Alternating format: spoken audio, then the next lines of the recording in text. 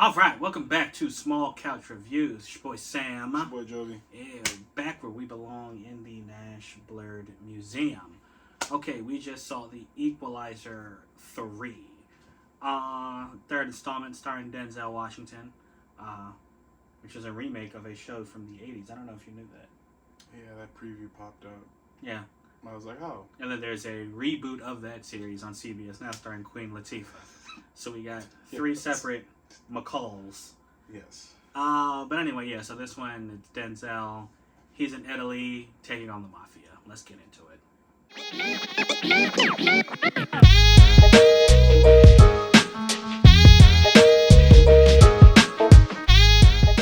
Alright, yeah, I'm gonna start off. I'm definitely, I guess, more familiar with the franchise because I actually saw the movies, right? You haven't seen them. Right? I've seen the first one, not in its entirety, and then I just did not watch the second one. Second one was worse than the first one. Yeah. I still think after this movie, the first one is the best in the franchise. Okay. Okay. I mean, so, like, this one, I mean, it's funny. This came out, like, the first one came out the same year as the first John Wick. Oh, wow. So, I mean, they both came out, both just these two hard dudes just taking out people by themselves. One-man armies. Yeah. Though I know, I think John Wick is more known for its choreography. Right. This one tries to be, it tries to have a little bit more heart. It doesn't always work. Yeah. But yeah, so let's talk about it. So this third one begins with an amazing action scene. I gotta say, it was spectacular. Some of the best action I've seen. Yes. It begins. Robert McCall, Denzel Washington's character, is in Sicily. Mm-hmm. And he's basically there. He's the equalizer. What he does is he helps people in need, just because it's the right thing to do. So he's there to, get something a weird concept. It really is. He's there to get something that belongs to somebody, and he takes out there's a great shot of just the bodies strewn across the floor as you go through this room, and you see him sitting there. And, he takes out these people, but in the process he gets hurt, and he gets taken care of in this town. Yeah, that fly was, I don't know what that was, a gnat or something. But anyway, he gets hurt, he recovers in this town. These people, this small town, decides to take care of him. They welcome him as one of their own. And because he starts to like them and feel like one of them, he helps them out with their mafia problem. Mm-hmm. That's the basic premise. And yeah, I mean, speaking of, John Wick, I think the biggest difference between these two movies is, so John Wick, people keep messing with him. Right. So he is doing this for himself. Yeah, he's reacting. He's like, you keep messing with me, so I'm going to kill you for that. Yeah. This guy is literally, everything he does, it's to help other people. Mm-hmm. Just because, I guess it's some sort of redemption for what he did in his past. But he's just like, you know what, I have the abilities to help. I'm going to help. And he does. He uses his skills that he's learned for the stuff that he did to become a good... Yeah, he's the modern day Robin Hood. Seriously. He's very violent. But he does what he needs to for the greater good. And I think that is kind of what I like. I like his character a lot. I like Denzel in this role as that guy. It's the dude who's just there to do the right thing just because it's the right thing. Mm-hmm. I think that's what really carries the movie. And then you see him getting to know all these people and really get to really start liking them and liking his life. And that is actually what this movie is about, because there's not too much action, to be honest with you. No? Yeah, honestly, I'm thinking that there may be three action scenes, 2 of them major. And yeah. So, that's really the movie. That's the thing, and that's what I like the most. I like Denzel, and I like his character more so than, I guess, the action it was trying to sell me. Yeah. When the action is there, it's pretty good. It's dope. And I feel like this is the end, like a true end. Because making another one it just wouldn't hit. Yeah, no, he's found his home, basically. And he needed this peace. Mm-hmm. Movie's a little too long. Oh, that's I'm going just just not a little. Yeah. No, movie's too long. There's a whole half an hour of talking. Yeah. So in between the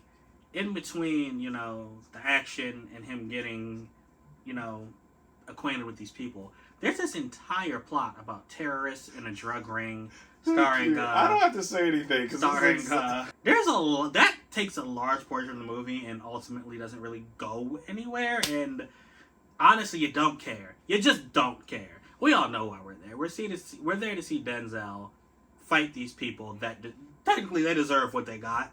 Yeah. But yeah, the entire side story about the drug trafficking and the conspiracy and the terrorism, it was unnecessary, to be honest with you.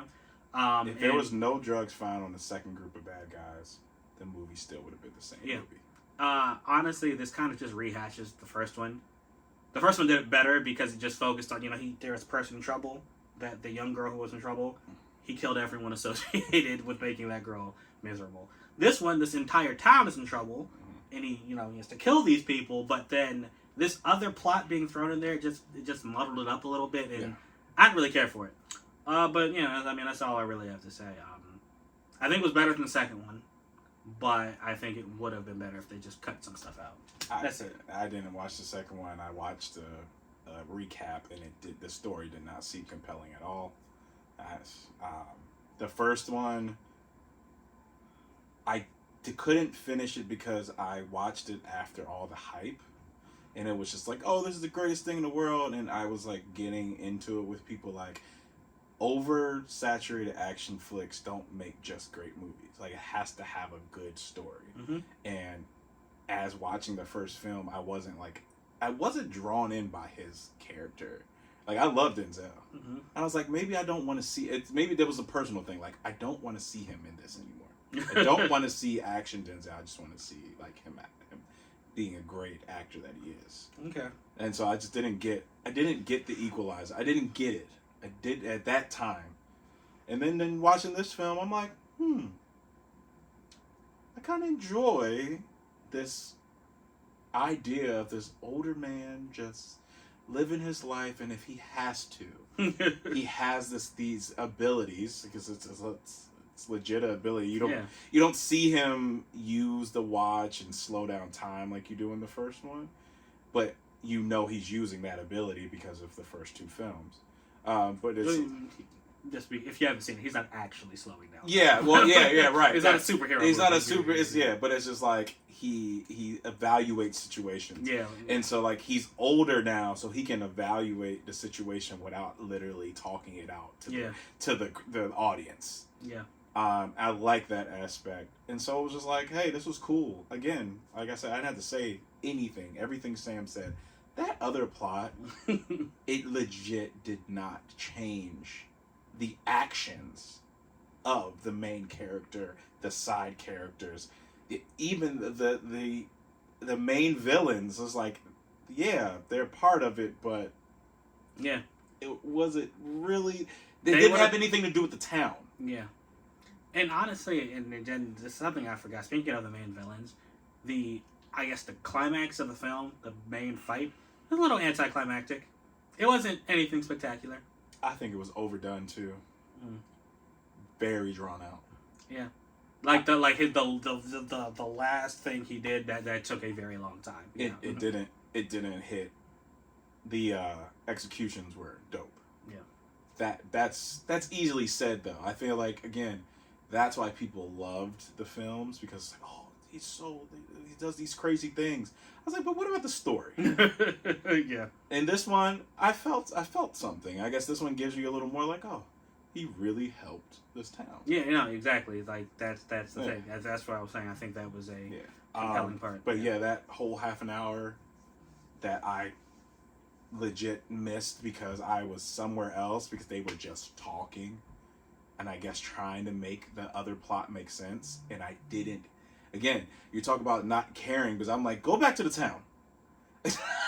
I don't want to be in this room with y'all, the agents. I didn't care because that really wasn't the plot. Yeah, you cared about McCall, not the other thing. That's it. But that's it, y'all. So I'm gonna give this one a 3. What do I do? Maybe I'm gonna give it a 3.5 just because I don't really have anything to base it on. I got you. The first one, and I think the first one was like from what I remember, the first one. I think that one was a 4. I think this was a little worse. Yeah. So actually, I could give it a 3.5. Yeah, I do it, yeah. No, yeah, so 3.5 because I think the second. I think one would probably be a 3. we're critical, right? This is what we're doing. We're technically critics. We're reviewing it, and we're very critical on it. But I feel like modern audiences are going to go in here and be like, "Oh, that boy Denzel, he always does it." Is that how modern people talk? Yeah, exactly. That boy Denzel. Okay. All right, cool. Well, anyway, your score is 3.5. Thank you guys. Let us know when you watch it this weekend. Tell us what you think right down there in the comments, please, please. And until next time, we out. Deuces.